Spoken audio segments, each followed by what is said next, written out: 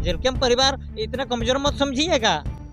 कोई भी पदाधिकारी है ना, सबको जानकारी है। अंगूठा छाप वाला नहीं है हम लोग कि आप लोग थूम थाम कर दीजिएगा। हम लोग छोड़ेंगे नहीं, छेड़े हम लोग छोड़ेंगे नहीं। थोड़े उतना आसान है। क्या आपको जानकारी था वहाँ उस तरह कुछ होने वाला है?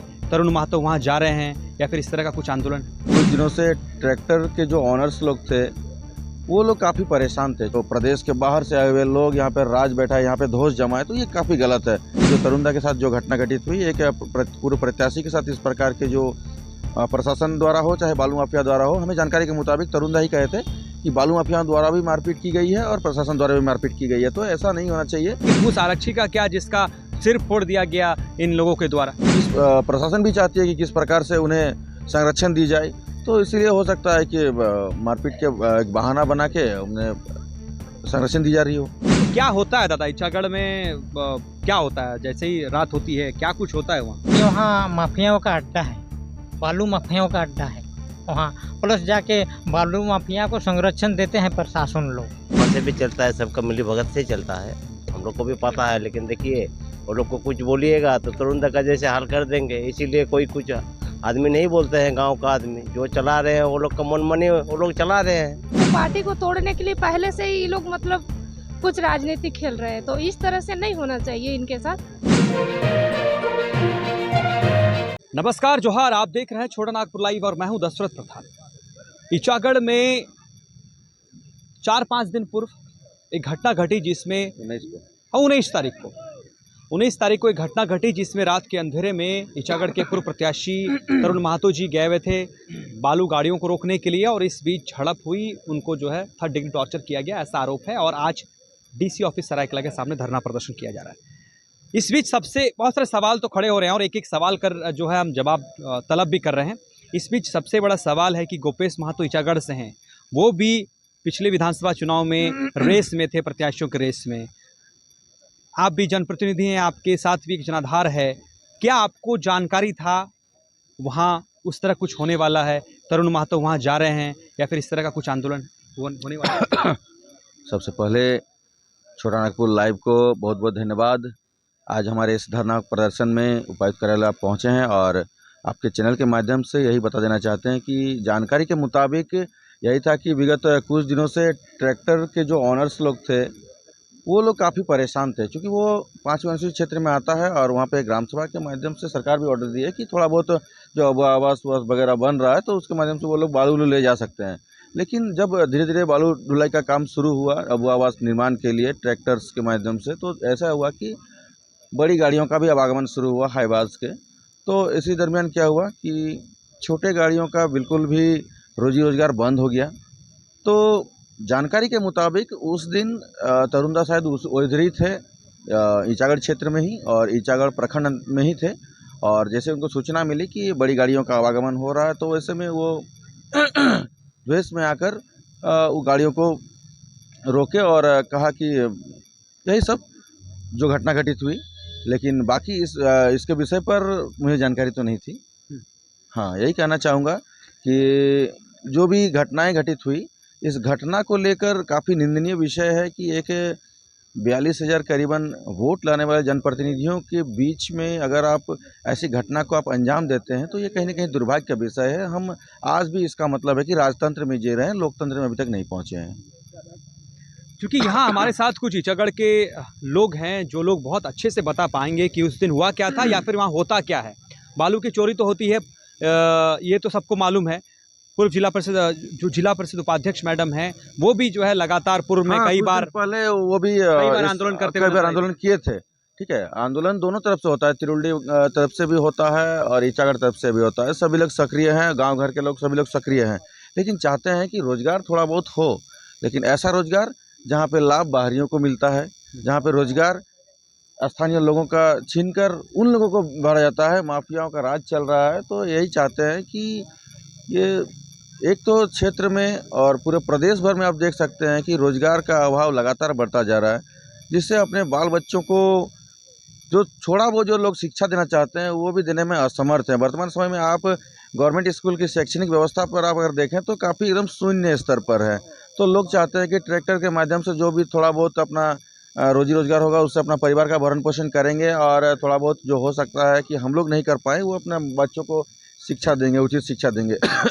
इसी दरमियान जानकारी के मुताबिक तरुण दा को कोई बोला था कि रोजगार के अभाव में मेरा बेटा को वहाँ स्कूल से हम छुड़ा के लेके आए, तो ये काफ़ी निंदनीय विषय है भाई। थोड़ा बहुत रोजगार के लिए अगर आप अपने बेटे को पढ़ाई छुड़वा दे रहे हैं तो बहुत दुखदाई विषय है। तो इसी तरुण दा भी इमोशन हो गए थे और इमोशन के बाद वो चल गए कि ऐसा नहीं होना चाहिए कि लोकल आदमी परेशान हो और बाद बाकी जो प्रदेश के बाहर से आए हुए लोग यहाँ पर राज बैठा है, यहाँ पे धौंस जमा है, तो ये काफ़ी गलत है। और टिट फॉर टैट जैसे को तैसे जवाब भी मिला और उन्होंने भी जवाब मिला, लेकिन दुर्भाग्य का विषय है कि जो तरुण दा के साथ जो घटना घटित हुई, एक पूर्व प्रत्याशी के साथ इस प्रकार के जो प्रशासन द्वारा हो चाहे बालू माफिया द्वारा हो, हमें जानकारी के मुताबिक तरुण दा ही कहे थे कि बालू माफिया द्वारा भी मारपीट की गई है और प्रशासन द्वारा भी मारपीट की गई है। तो ऐसा नहीं होना चाहिए।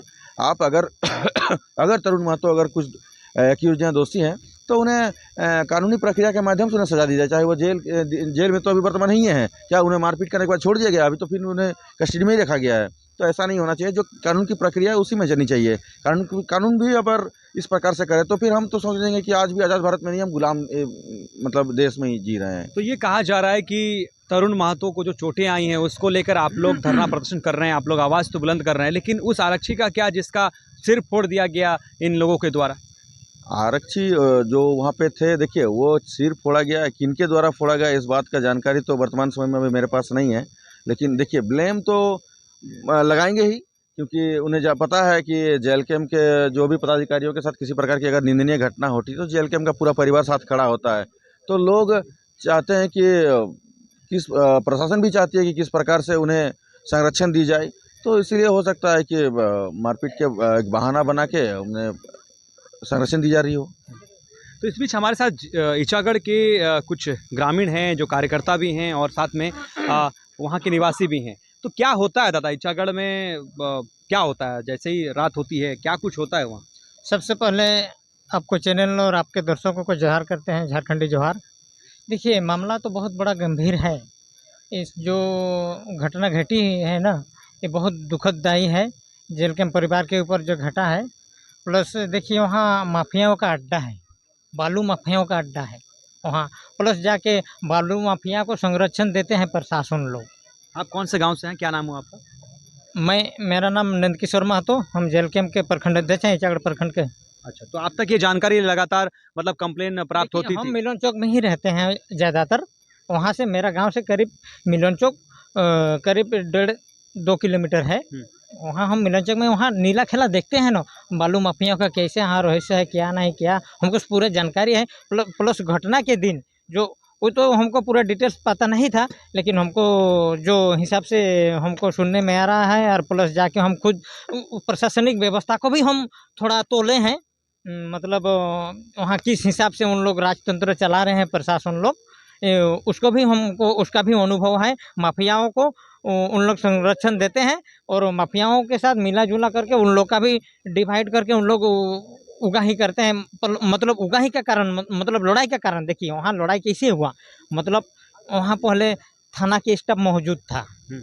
जो मुंशी लोग कोई बहुत बोल रहा है, जानकारी नहीं है, वो मुंशी भी नहीं था, वो जिला पुलिस राइफलधारी साधारण था। उसको बड़ा बाबू के तरफ से उसको बैठाया गया था वहाँ, और प्लस जाके एक तो चौकीदार था। उन लोग उगाही कर रहा था, कोई भी हाईबा आ रहा था उसका काम है उगाही, रजिस्टर में नोट करना है किसका गाड़ी गया और किसका आ रहा है। वो सब हम लोग को सब पता है। क्या हम लोग उस एरिया के हैं? हम लोग थोड़े ना अंधा हैं। जेल कैंप परिवार इतना कमजोर मत समझिएगा। कोई भी पदाधिकारी है ना, सबको जानकारी है। अंगूठा छाप वाला नहीं है हम लोग कि आप लोग थूम थाम कर दीजिएगा, हम लोग छोड़ेंगे नहीं, छेड़े हैं हम लोग छोड़ेंगे नहीं, थोड़े उतना आसान है। आपका क्या नाम है दादा, कहाँ से हैं आप? मेरा नाम है देवेंद्र महतो, निमडी का है। नीमडी से हैं? तो इस तरह नीमडी में भी इस तरह की चीज़ें होती हैं? हाँ, निमडी हम लोग का जो है, हम लोग का तो वहाँ निमडी में बालूघाट नहीं है, झिमड़ी में है, वहाँ से भी चलता है, सबका मिली भगत से चलता है। हम लोग को भी पता है, लेकिन देखिए वो लोग को कुछ बोलिएगा तो तुरंत का जैसे हाल कर देंगे। इसीलिए कोई कुछ आदमी नहीं बोलते हैं, गांव का आदमी जो चला रहे हैं वो लोग का मन मनी वो लोग चला रहे हैं, इसीलिए आवाज़ नहीं उठाते। कोई भी अगर आवाज़ उठाएगा तो उसमें मान लीजिए वो प्रशासन उसी के ऊपर ऐसे मारधर करेगा, ऐसे चलते वही लेकर राज चल रहा है। तो आप कार्यकर्ता हैं या फिर आप लोग ग्रामीण हैं, आम लोग हैं? हम कार्यकर्ता है। तो आप तक ऐसे ग्रामीण हमेशा कंप्लेन करते थे कि आप लोग जो है नहीं थोड़ा तो सा मेरा ग्रामीण निमडी में जो है ना, उधर से तो बालू नहीं आता है, ज़्यादातर उधर वाला चलता है मेन रोड में। हम लोग को वहाँ ट्रैक्टर में आता है, तो गांव का है ट्रैक्टर, इसीलिए वो लोग को हम लोग कुछ नहीं बोलते। बड़ा हाईवे हम लोग का रोड में नहीं चलता है। आप कहाँ से दीदी? हम उर्माल पंचायत से हैं, मेरा नाम सुनीता पांडे है। देखिए, ये पार्टी में जो है सबसे अच्छा काम होता है, हम बहुत से पार्टी में काम कर चुके हैं और मेरा इतना पब्लिसिटी है कि हम खुद एक ब्लॉक को घरा कर सकते हैं, इतना मेरा अंदर कैपेसिटी है। लेकिन बात रह गई, आज तक इतना भी पार्टी में काम किए हैं, कोई पार्टी मेरे लिए काम नहीं किया, ना मेरा पब्लिक के लिए किया। हाँ, खाली मेरा पब्लिक को सबको यूज करता है, बस अपना फायदा देख कर निकल जाता है। हाँ, लेकिन जयराम दादा का जो जेल कैंप पार्टी है, इनका माध्यम से लगता है कि हाँ, अब कुछ गांव का विकास होगा, जो पंचायत लेवल हो या जिला लेवल हो या प्रखंड लेवल हो, इस आधार से कुछ विकास हो सकता है। तो इनका तो पार्टी को तोड़ने के लिए पहले से ही ये लोग मतलब कुछ राजनीति खेल रहे हैं, तो इस तरह से नहीं होना चाहिए इनके साथ जो